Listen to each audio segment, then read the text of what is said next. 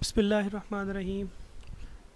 Dear students, हम लोग video lectures के साथ हाजिर हैं और अब ये इंशाल्लाह हम लोग स्टार्ट करेंगे वीक नंबर 4। और वीक नंबर 4 में हम लोगों ने एक नया चैप्टर नंबर 2 स्टार्ट किया है। और चैप्टर नंबर 2 में हम लोगों ने मैनेजमेंट की हिस्ट्री जो है वो डिस्कस करनी है। और मैनेजमेंट की हिस्ट्रीज़ में हम लोग देखेंगे कि मैनेजमेंट की फार हिस्ट्री क्या है। और उसके बाद हम लोग देखेंगे कि जैसे जैसे वक्त गुजरता गया मैनेजमेंट के नए नए कॉन्सेप्ट जो आए वो कैसे आए और क्या क्या कॉन्सेप्ट्स जो हैं वो इवॉल्व हुए। और उसके साथ हम देखेंगे कि रियल लाइफ के अंदर जो है वो मैनेजमेंट के कॉन्सेप्ट जो है वो कैसे अप्लाई कर सकते हैं। तो इंशाल्लाह इसमें हम लोग ये डिस्कस करने की कोशिश करेंगे। तो ये वीक नंबर 4 है और वीक नंबर 4 में लेक्चर नंबर 7 और 8 और हम लोग इसको स्टार्ट करते हैं जी। तो सबसे पहले बच्चों हम लोग देखेंगे हिस्टोरिकल बैकग्राउंड ऑफ मैनेजमेंट। जैसे कि हम लोग देख ही रहे हैं और मैंने शायद आप लोगों को पहली क्लास में बताया था कि जो हमारी मैनेजमेंट है ना सर बच्चों, वो स्टार्ट हो रही है सन 1900 से। ठीक है, जब एडम स्मिथ जो है, सॉरी एडम स्मिथ नहीं, फ्रेडरिक टेलर जो है उन्होंने मैनेजमेंट का कॉन्सेप्ट, साइंटिफिक मैनेजमेंट का कॉन्सेप्ट दिया। लेकिन प्रॉब्लम और क्वेश्चन जो पैदा होता है बच्चों वो ये है कि फ्रेडरिक टेलर जो है वो तो शायद 120 साल, बार बार हम लोग डिस्कस करते होते हैं, वो तो शायद अभी से 120 साल पहले स्टार्ट हुआ है।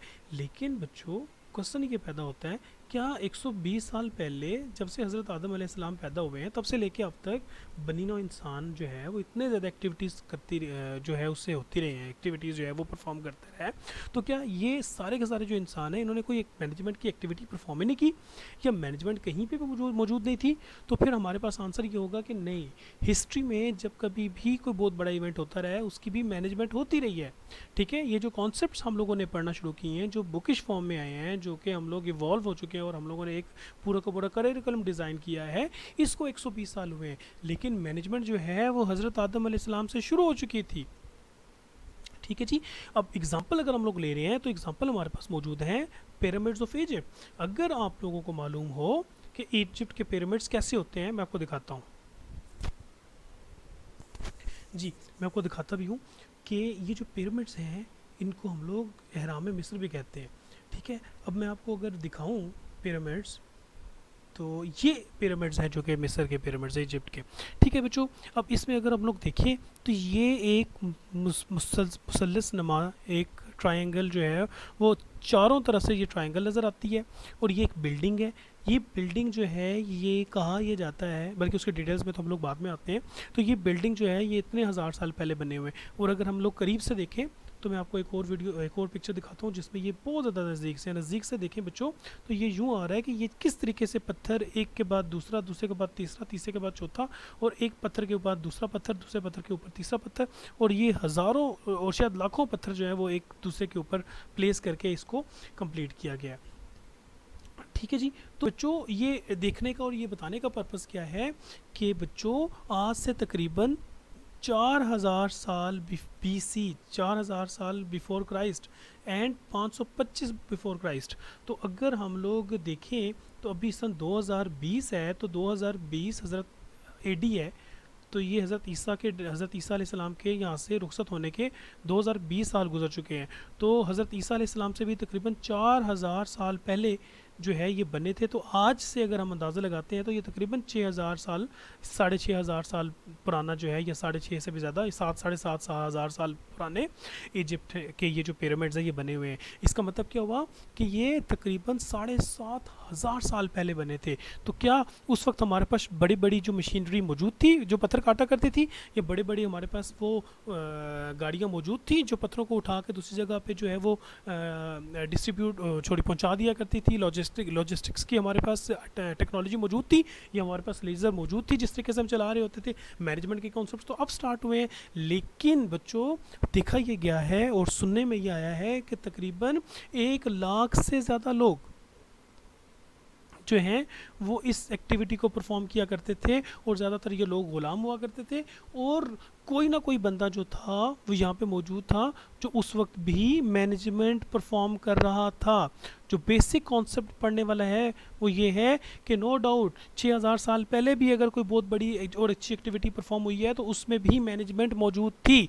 यानी कि कोई बंदा तो था जो ये कहता था कि स्टोन्स को यूं कट करना है, ठीक है, साइज ऑफ द स्टोन जो है ये होगा। कोई बंदा तो होगा जो मैनेज करता था कि पत्थरों को उठा के पिरामिड वाली जगह पे कैसे लेके लेके जाएंगे। कोई बंदा ऐसा भी तो था जो मैथमेटिक्स को अप्लाई करके मेजरमेंट किया करता था कि कितने साइज़ के पत्थर कहाँ कहाँ और कैसे कैसे रखने हैं, ठीक है, ताकि एक मुसल्लस जो है यानी कि ट्राइंगल जो है वो भी बन जाए। फिर कोई ऐसा बंदा भी तो मैनेजर तो था ना, तो जो उन पत्थरों को वहाँ पे प्लेस किया करता था कि नीचे वाली लाइन में जो है वो कौन से पत्थर आएंगे और ऊपर वाली लाइन में यूँ कौन से पत्थर आएंगे और उससे ऊपर वाली लाइन में कौन से पत्थर आएंगे।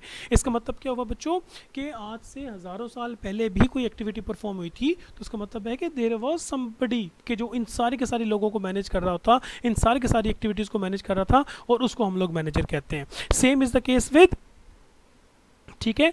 अब यहाँ पे देखें, यहाँ पे लिखा हुआ है कि वहाँ पे किसी किस्म की क्रेन्स नहीं थी, कोई बुलडोजर्स नहीं थे, ठीक है, कोई टी कॉफ़ी ब्रेक वगैरह नहीं हुआ करती थी, और यहाँ तक भी सुनने में आया है कि वो गुलाम होते थे जो कि पत्थर उठा के लेके जाया करते थे, और अगर वो रुक जाया करते थे तो उनके साथ दरोगे और जल्लाद हुआ करते थे जो कि कोड़े मारा करते थे कि तुम रुक क्यों गए हो, तुम सस्ताने के लिए और सांस लेने के लिए रुके क्यों हो, काम करो। वहाँ पर तो रुकने भी नहीं दिया करते थे। इस तरह की सिचुएशन जो है वो काफ़ी सारी स्टोरीज जो है वो बड़ी मशहूर है, ठीक है जी। तो ये तकरीबन इतने 13 एकड़, और ये जगह कितनी कवर करती है, तकरीबन 13 एकड़, ये 13 एकड़ पे मबनी इतना बड़ा जो है वो पिरामिड बन गया। इसका मतलब सारा का सारा बच्चों क्या है इस स्टोरी को समझने का, कि आज से हज़ारों साल पहले भी मैनेजमेंट मौजूद थी, लेकिन मैनेजमेंट के बेसिक जो कॉन्सेप्ट जो हम पढ़ रहे हैं वो कब स्टार्ट हुई, वो अभी स्टार्ट हुई। इसकी डिटेल्स भी लिखी हुई है कि कितने ब्लॉक्स जो है वो टोटल बने, ठीक है। ये तकरीबन 23 लाख के करीब जो है वो स्टोन जो है वो ब्लॉक्स जो है वो इस्तेमाल हुए। तो ज़ाहिर है स्टोन जो है वो तोड़े भी तो थे एक साइज़ के अंदर, बराबर साइज़ के अंदर। इस तरह के जो स्टोन्स हम लोगों ने रखे हैं ये साइज़ के अंदर तोड़े भी तो हैं, काटे भी तो थे उन्होंने, without the help of any machinery. Anyways जी, उसके बाद हम आते हैं ग्रेट वॉल ऑफ चाइना। तो दूसरे नंबर पे बच्चों एक बड़ी मशहूर ग्रेट वॉल ऑफ चाइना है। ग्रेट वॉल ऑफ चाइना जो है वो भी हम आपको दिखाते हैं